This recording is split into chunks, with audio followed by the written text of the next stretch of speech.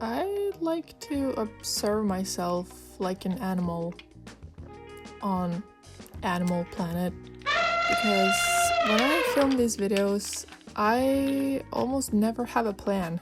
Honestly, it's just so funny to see how I end up doing things. Anyway, hi, my name is Signe, I'm 33 and I live in Oslo. I work a corporate 9-to-5 job and YouTube from 5 to 9. I'm trying something new this time. Last time I wrote screen captions to kind of navigate the video. This time I'm gonna do a voiceover and see if I like that better. Making YouTube videos is a constant trial and error, and honestly that's why I love it. But there's one thing I'm trying to figure out, and that's how I can stay consistent. Now, there's a part of me that wants these 10-minute videos to be the craziest, most cinematic experience you've ever had in your life. And then there's a part of me that just wants to show you my life exactly how it is, without all the editing.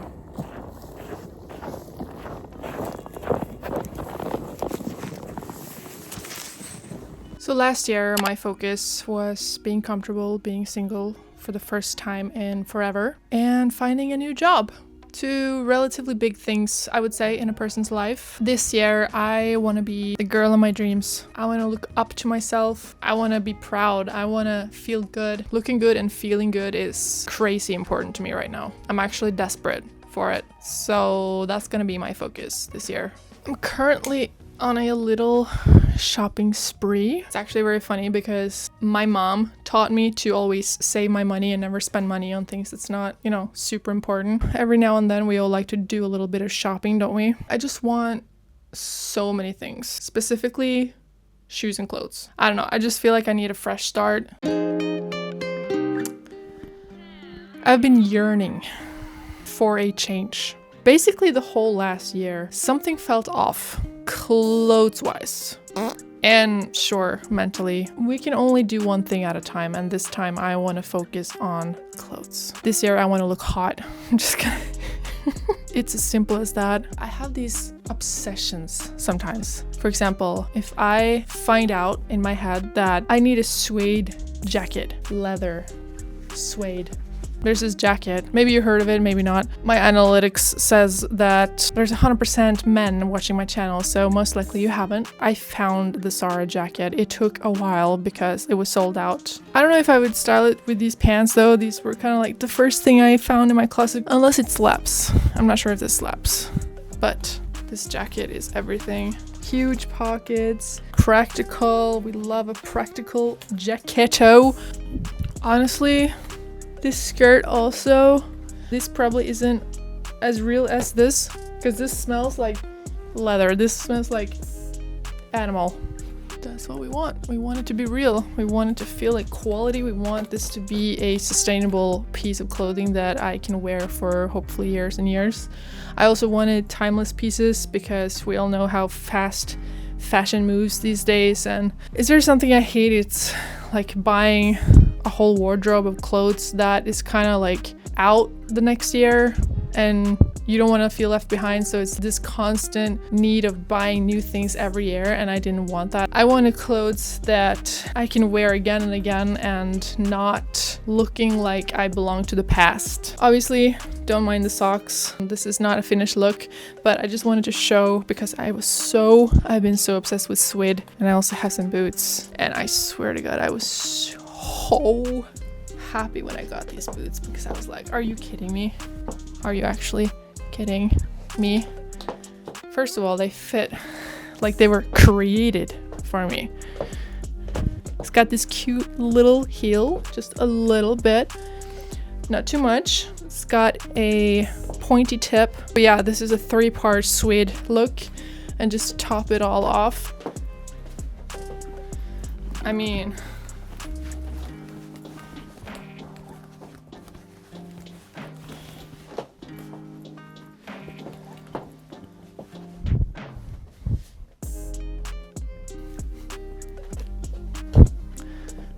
You're playing this character, you're changing your skin, you know, you're changing your appearance. It's just so much fun. I feel like a whole new person. I feel like my name right now is Veronica. But yeah, anyway. I mean, how cute aren't these shoes?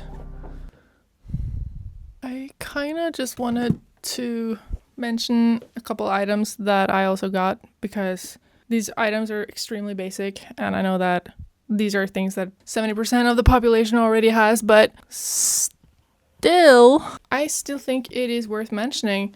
First of all, these Uggs. I bought this for the winter, and I never had Uggs before.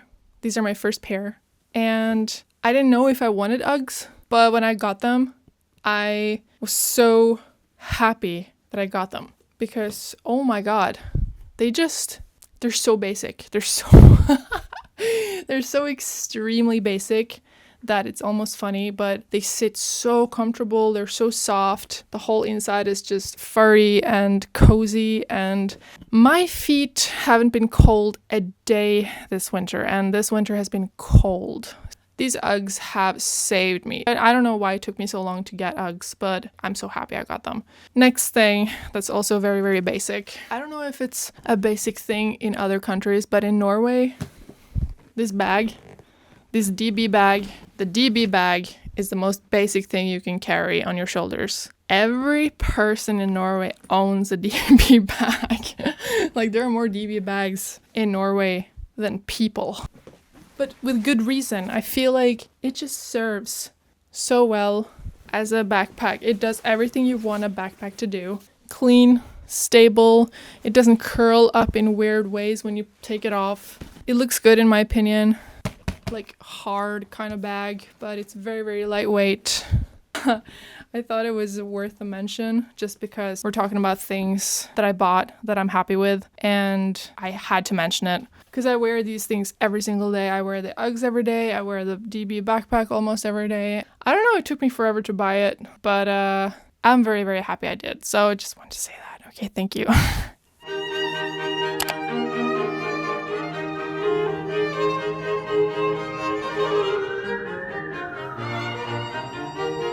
So I guess that this year, I just need to be better at seeking and not just receiving the things that I need more of. Because I haven't been really good at that. I haven't been very good at taking action and doing more of the things that I need to do in order to make myself happy. So I'm definitely going to focus more on that part. I have for a very long time been thinking about that I should find more people who's kind of like in the same realm as me. When I say in the same realm as me, I mean creative people. I actually went on an event in Oslo not too long ago. So basically an event for filmmakers based in Oslo that could kind of like just meet up, network, make friends, which was very interesting. Yeah, it's a new thing that they recently started doing. I was actually supposed to go to the last event they had, but I chickened out because I was scared. You know, doing things alone is sometimes a little bit scary. I actually went on a date with a guy instead. Big mistake. But this time I did it, and I'm very, very happy that I did. I mean, going to events alone is definitely something that I notice that I haven't done it a lot because I feel uncomfortable doing it. So for me, that's a clear sign that I should do this more. I'm starting to realize that I better get used to it because no one's going to hand me the life I want, which is a little bit, unnecessarily deep, but it's true though. Like, no one's gonna give me the life that I want on a silver plate. Like, I gotta do it myself. So I might as well just start getting used to it. I mean, it's part of it. It's uncomfortable, but it's part of it. So the event that I went to was very nice. I met a lot of people there. Some of them even started subscribing to my channel, which was very nice. So if you're watching, hello. But yeah, it was a very good experience. I just know that if I can surround myself with people who are into the same things as me, this whole journey will be a lot more rewarding and more fun. Just more uplifting for everyone. Not just for me, but the other way too. So, by the way, I'm using an iPhone microphone right now, which is not optimal, as you can see. Doesn't look too good because I'm reading a script at the same time as I'm using the microphone, so I have to hold it like this. Not optimal. You know what? Let's get a new mic. Let's go.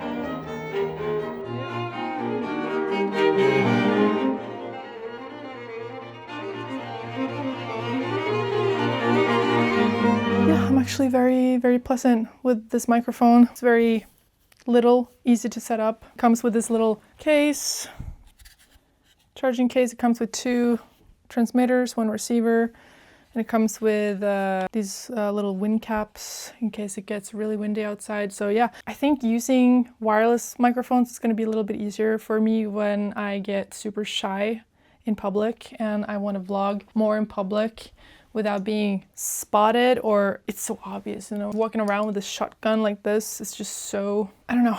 This is a little bit more discreet and I think it's just gonna be a better choice for me. Anyway, back to the title of the video. I've always wanted to use a spatula because I've seen other YouTubers do it. What the fuck? I am not prepared for this at all.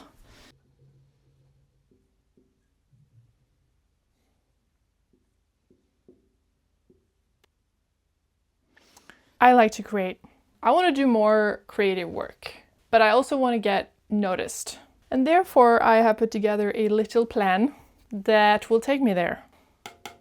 Spec work. This is a recent discovery for me that doing spec work is one of the fastest way to grow your portfolio, get more brands to notice you, and just have more work to show to potential clients. And I'm talking about clients as if, is that the way I'm headed? Do I want client work? But then again, everything is kind of client based. Everything is sales, everything is marketing, everything is client based. Unless you want to work for someone else, which is not something I'm leaning towards. I think this is the way to go for me. I think this is what I should focus on this year. Basically just to get my foot more inside the door, not just like peeking, but get the whole foot inside the door and be like, yo, I'm here. I'm ready to serve. So definitely spec work. It's kind of fun, like the whole concept of spec work. It's basically just pretend work. So you want to make it as professional looking as possible. Obviously, this is stuff that I'm going to post on my channels. Hopefully, someone's going to see it. Hopefully, one day, someone important is going to see it, who has contacts, someone who wants me to do work for them. Like, you never know who's going to see your content, right? So it's basically just about creating as much work as possible, giving it your best, showing your skill set, showing what you can actually do. Because if you don't have stuff to show, no one's gonna hire you. No one's gonna hire someone that doesn't post their stuff. Which leads me to my next points on my little list. YouTube, working on it as we speak. I've definitely not been as consistent as I would like. I want to push out 1 video a week. That's my goal. Has it happened? No, absolutely not. And why is that? Excuses. Doesn't matter. I'm gonna have to push myself harder on the YouTube part because I don't want to say no to being social, because being social is extremely important to me, but then I gotta do YouTube. But it's a balance thing. I'm coming back to that part a little bit later, but yeah, YouTube and also Reels. Definitely gonna post some Reels. Ugh. I actually created a secret Instagram account that no one knows about because I blocked everyone that I know. Because I don't want people in my life to follow me just to follow me. I don't want pity likes. I don't want people to like my content just because they know me. I want people to like my content because they actually like my content. That's why I did it. I just want to know that it's genuine. I want to make stuff that random people think is good. That's the only way I can know that is real. Last thing on my list is reaching out to brands, which is hilarious because why on earth would I reach out to brands when I have literally like 10 followers, maybe like 14. That's a big fat lie that I pretend to not know exactly how many followers I have. I know exactly how many followers I have on that account. Matter of fact, I can check right now. 14.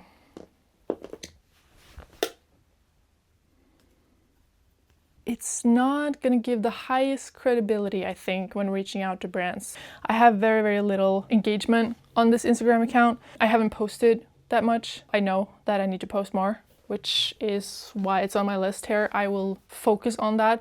But at what point should I start reaching out to brands? Should I just do it right away? Or should I wait till I have a little bit more followers, a little bit more likes, a little bit more engagement on my stuff, so people know that I'm real, people know that I'm serious about my stuff? Or what should I focus on first? Because it would be fun to have, I don't even know why I'm making this a huge deal. I could literally just go to some local business, some cafe or whatever, and just say, I'll film for you for free if you allow me to. just because I want to grow my portfolio. Like, it could be as easy as that. I'm actually making this way more complicated than it has to be, but it's also kind of scary to just go for it. I don't know. This is my plan. I have been getting some messages on Instagram. It's very touching, actually, to see how much of an impact you can have on people, even though my channel isn't big at all. It's super small. I don't get many views, but the few people that happen to stumble upon my channel, they seem to kind of connect, even if it's just like a little bit, because that's all I want. I want to connect. I don't know, just that the fact that people are reaching out to me and I'm such a small channel, it just goes to show how much you can do and how much impact you can have by just being real and just making videos. It makes me want to do it more. Yeah, I just love it. I just love it. And I really, really appreciate anyone who's supporting this channel, anyone who comments, anyone who likes, anyone who messages me for whatever reason. I really, really appreciate you. And yes, by the way, I'll do this while working a 9-to-5. I can't be the only one who struggles with finding time and finding energy to do both, because I'm working corporate. It's definitely a struggle for me to, I don't know, keep my head high sometimes and have faith in myself and my dreams, because life and work is tiring and I'm feeling it every single day that it is draining. I'm hopeful though, I'm always hopeful. It's overwhelming sometimes doing everything. Like I mentioned before, there's 3 things that I kind of pour my life into. The first thing is obviously my corporate 9-to-5. It's just a chunk of my day that I can't remove because I need to make money. And after that, it's my physical health, which is going to the gym, and boom, there's 2 hours. And when I get back home after that, most of the day is already gone, and then you probably have to take a shower, make dinner, and suddenly it's 9 o'clock. And the teeny tiny that you have left of the day is kind of just spent recharging for the next day. It's the reality of it, and I know that I'm not alone, and I know there's so many people out there that have made it out of the rat race because they just poured more into themselves than into their 9-to-5. And I know it's possible. It's just that it's definitely a struggle, and the reason why I keep going is that I just know that there's a better life for me out there. I just know that I can make more out of this life than what I have right now. I appreciate you very, very much if you chose to listen to that whole thing. I'll see you in the next video.